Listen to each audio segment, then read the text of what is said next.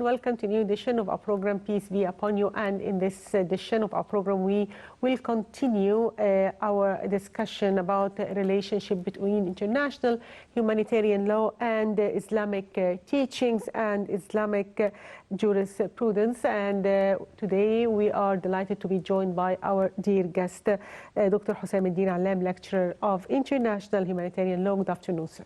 Good afternoon, and thank you so much for having me.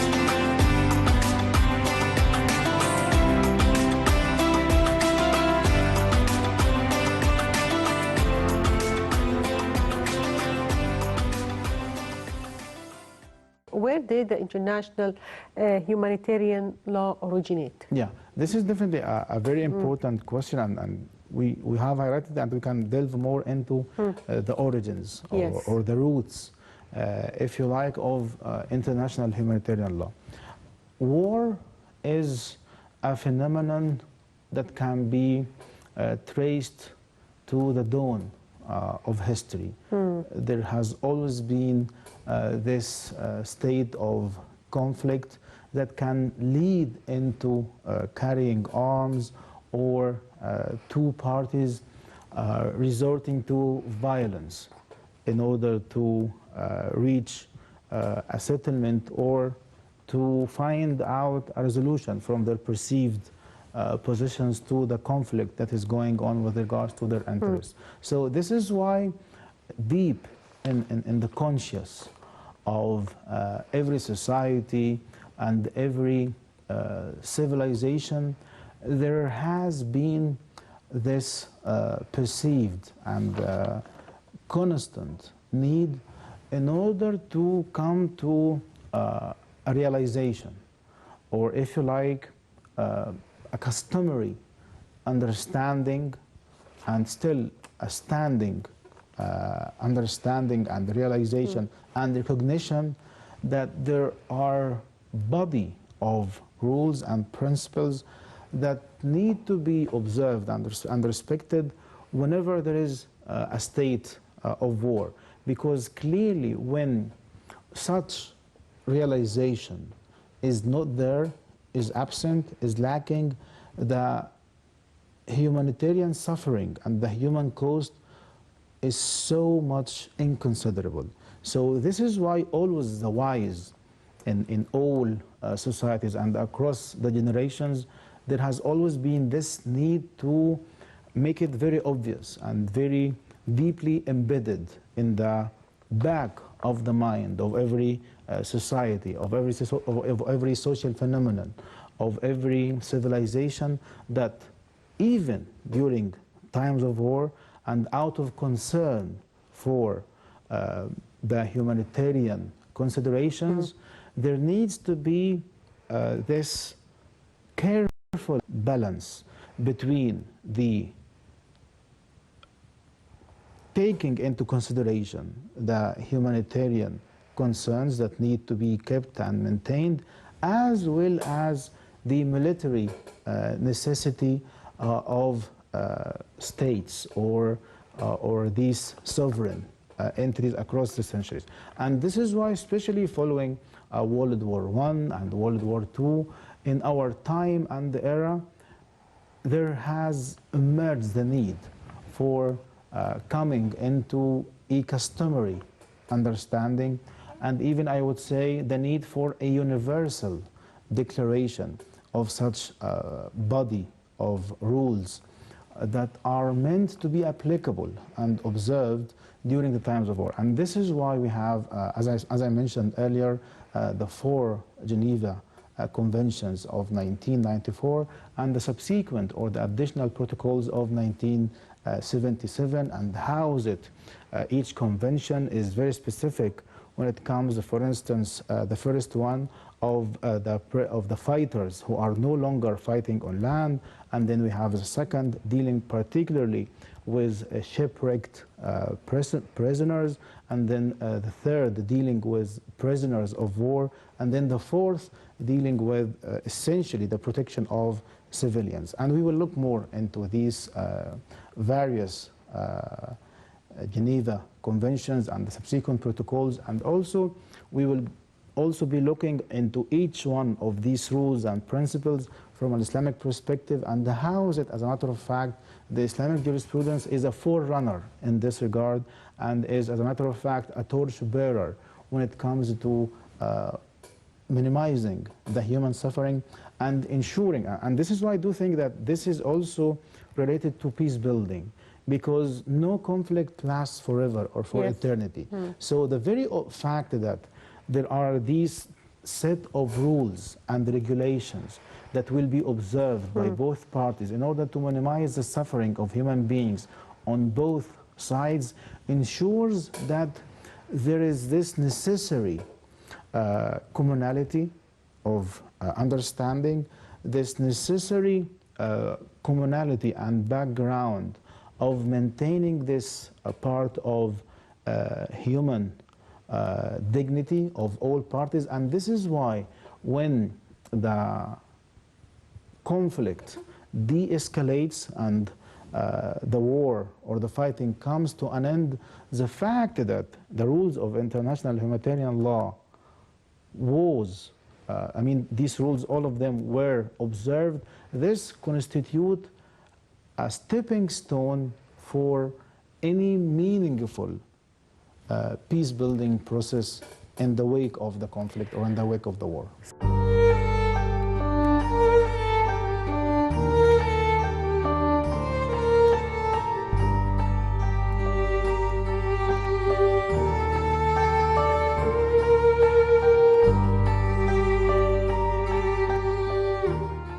So if we go back in history, can you shed light on how Prophet Muhammad, peace be upon him, used to treat hostages, women, children, and the behavior of Muslims in times of war? Yeah, this is a very important question, and that's very relevant to the theme of this series of episodes. And it's very worthwhile in this regard to highlight a common set of teachings that, as a matter of fact, were uttered by the Prophet Muhammad, peace be upon him, when he addressed, or when he used to address the Muslim army. And this was actually the practice of the following caliphs or leaders of the Muslim community, be it, for instance, as reported to be also the case with the practice of the noble companion of Bakr as-Siddiq, as well as Umar ibn al-Khattab. So the Prophet, peace be upon him, would clearly address the army and clearly state to them that you may not transgress, that you may not target civilians who are not combatants in our times terms, I mean civilians, and that they are not allowed to target women or children or the elderly, or to target places of worship, be they churches or synagogues or any places of worship or temples, as well as the prohibition of mutilation or disfiguring the dead bodies of the fighting, the other fighting party or the enemy. In addition to this, we have clear prohibition when it comes to even targeting animals. So the Prophet ﷺ, peace and blessings be upon him, would clearly instruct the individuals of the Muslim army not to even unjustly kill a living being for no just reason, except, for example, when there is a need to slaughter in a merciful way in order to for this to serve as food. So here also we can see clearly this dimension of observing the environment, and this is why we have clear instructions from the Prophet peace be upon him alongside the noble companions of the Prophet not to, for example, destroy trees or palm trees, or to poison sources of water or wells. So all of these are instructions yes. and teachings and clear directives in the Islamic jurisprudence and the noble Islamic Sharia that clearly prohibit any form of transgression. And we can clearly see, and we draw a clear nexus and connection of conformity, as a matter of fact, between our current day understanding of the rules of international humanitarian law, as well as the understanding and the practice of the rules of Islamic jurisprudence. So these are just some of these examples of the teachings of Islam, be they are embedded in the noble Quran itself or the authentic teachings of the Prophet peace be upon him and the practice of his noble companions. Even his companions and those who came after him when they entered the new places or new cities, like Amr ibn al-As when he came to Egypt. Yes, he had a very peaceful behavior with the people who were living there at that time. So can you elaborate on this?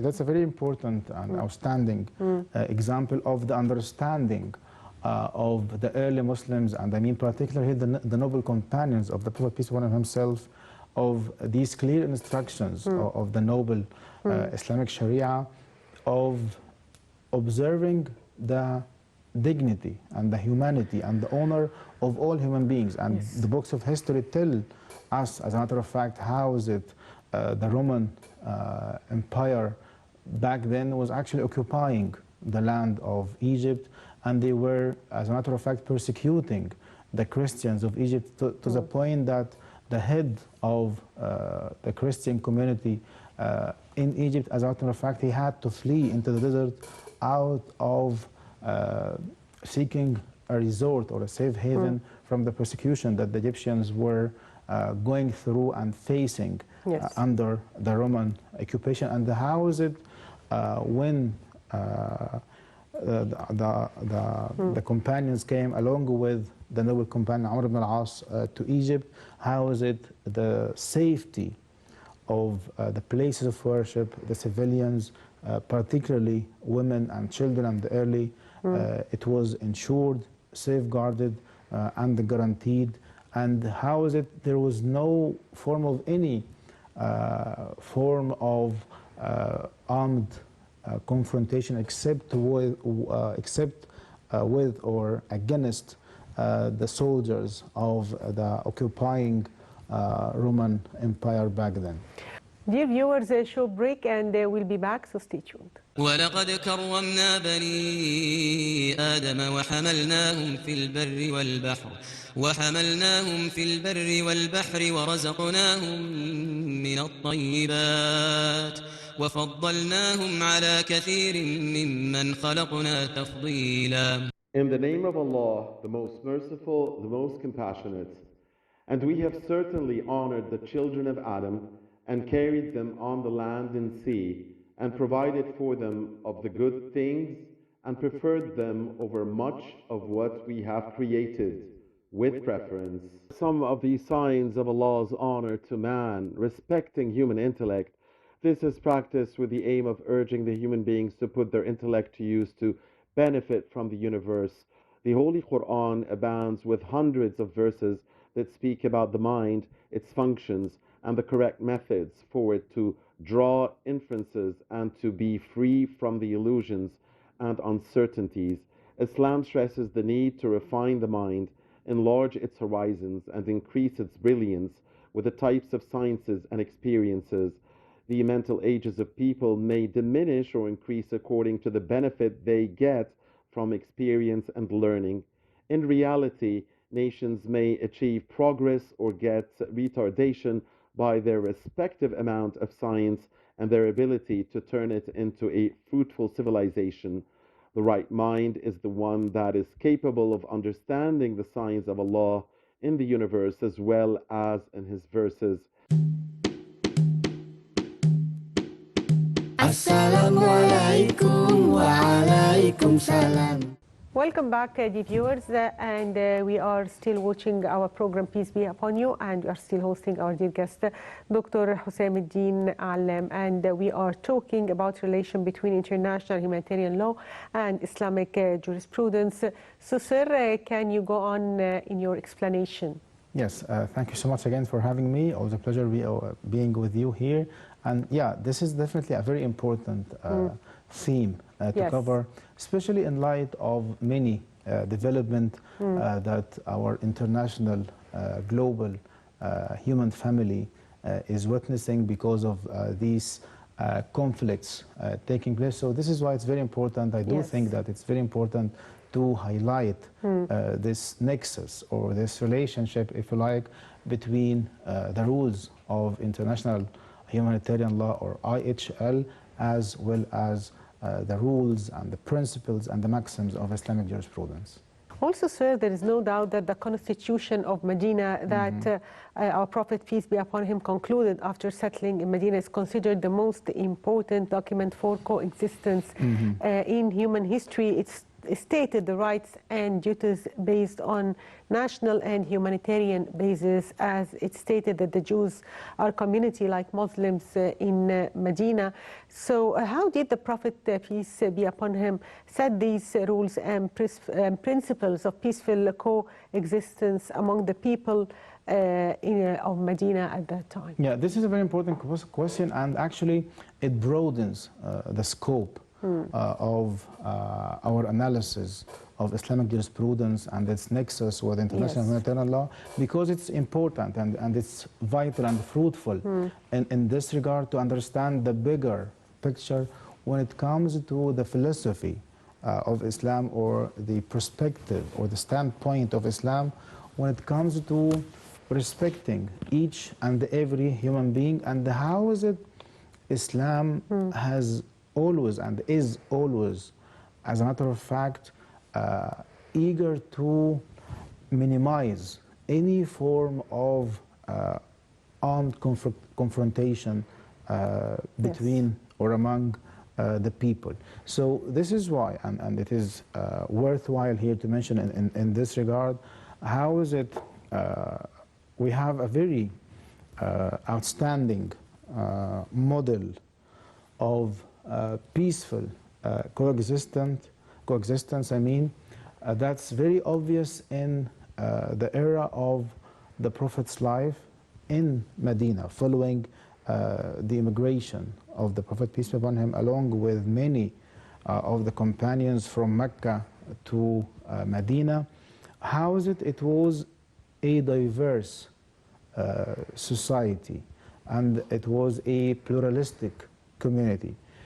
Yet, the Prophet, peace be upon him, he wisely and effectively managed to create and establish a cohesive social fabric out of the society by drawing or by creating this wathiqa of Medina, or this charter, or this document, or if you like, this constitution of Medina. Because as a matter of fact, yes, it is safe to state that it is actually one that stands as constitution in light of our understanding of what a constitution is nowadays. So as you exactly and correctly highlighted, how is it embodied rules that made it clear that all the people of Medina are equal and they enjoy the same rights and they shoulder the same responsibilities, and all of them constitute one nation or one community against any aggression. I.e., this was, as a matter of fact, also an endeavor from the Prophet, peace be upon him, to have a wider application of the rules of Islam when it comes to any military engagement. Because when Islam says it is prohibited to transgress against non-combatants or civilians, then this will be binding on all those who fight in Medina. So this is, as a matter of fact, to be seen as a means, and because this is, as a matter of fact, is cemented and supplemented by how the Prophet, peace be upon him, started communicating with the surrounding sovereigns and heads of states, and we have seen how the Prophet, peace be upon him, sent ambassadors and emissaries and peaceful messengers to Egypt, to the land of Persia back then, to the Romans, in an effort to bring about a collective understanding and even an international, not only regional, but an international understanding that there are rules that need to be observed, that there are principles and maxims that need to be respected, because when we look into this part of the world and beyond, it was very common that whoever is more powerful, whoever is more mighty, they can just invade the less powerful and subjugate them, occupy them, invade them, enslave them. But Islam came in order to bring about an end to such human atrocities and human suffering, and to establish rules of coexistence that, as I said earlier, maintain, protect, safeguard, and ensure the safety and the honor of each and every human being, not only during peace times, but also during times of armed conflict. ولقد كرمنا بني آدم وحملناهم في البر والبحر ورزقناهم من الطيبات وفضلناهم على كثير ممن خلقنا تفضيلا. In the name of Allah, the most merciful, the most compassionate.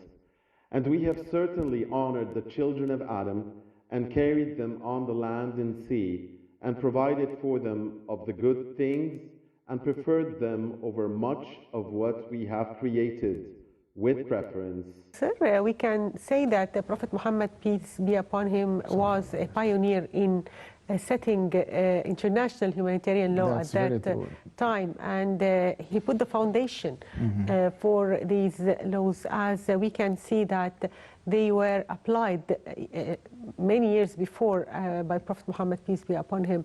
So do you see that there are similarities between the international humanitarian law and what was taking place at that time? That's very important and safe conclusion, as a matter of fact, to make, that, as a matter of fact, Islam stands as a pioneer in this regard. And this, as a matter of fact, happens to be the case with the teachings and the faith traditions of all prophets and the messengers.